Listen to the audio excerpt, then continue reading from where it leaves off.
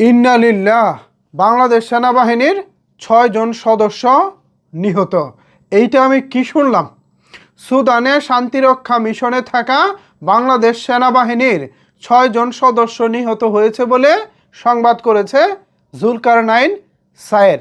কিছুক্ষণ আগে ফেসবুক পোস্টে তিনি এমনটাই জানিয়েছেন। এই যে তিনি তার ফেসবুক পোস্টে যা লিখেছেন এখানে আপনাদের জন্য তুলে ধরলাম, পাশাপাশি আমি আপনাদেরকে এটা পড়ে শোনাচ্ছি। এখানে জুলকারনাইন সায়ের লিখেছেন, সুদানের আবেইতে সন্ত্রাসী গোষ্ঠী কর্তৃক ইউএন ঘাঁটি আক্রমণে বাংলাদেশ সেনাবাহিনীর 6 জন শান্তিরক্ষী নিহত হয়েছেন। 3 জন নারী সদস্য সহ আহত হয়েছেন 8 জন। আহতদের মধ্যে 4 জনের অবস্থা গুরুতর।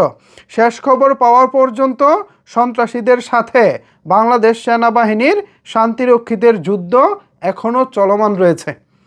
আল্লাহ রহমত করো আল্লাহ। আমাদের সকলের দোয়া করা ছাড়া এখন আর কিছু বলার নাই।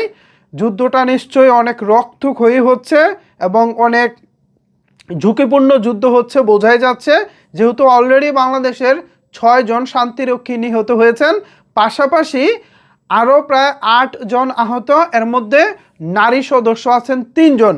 সব কিছু মিলিয়ে সেই পরিস্থিতিটা নিশ্চয়ই ভয়াবহ আকার ধারণ করেছে। এই মুহূর্তে আমাদের দোয়া করা ছাড়া আর কিছুই বলার নাই। দেশবাসীর কাছে দোয়া চাচ্ছি, আপনারা দোয়া করুন।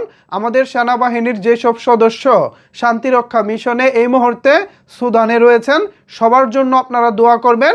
তারা আপনার ছেলে হতে পারে, কারো বাবা হতে পারে, কারো ভাই হতে পারে, আমাদেরই আত্মীয়, আমাদেরই বাংলাদেশের মানুষ। সো তাদের জন্য অবশ্যই আপনারা দোয়া করবেন। আর যে খবর পেয়েছি, আপাতত 6 জনের মধ্যেই যেন বিষয়টা সীমাবদ্ধ থাকে, আল্লাহর কাছে সেই দোয়াটা করি।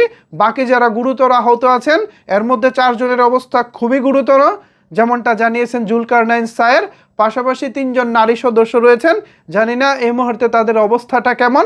শান্তিরক্ষা মিশনে যারা রয়েছেন একটু সতর্ক থাকবেন এবং সাবধানে অবশ্যই আপনারা আপনাদের মিশন পরিচালনা করবেন, এই আশা রাখছি।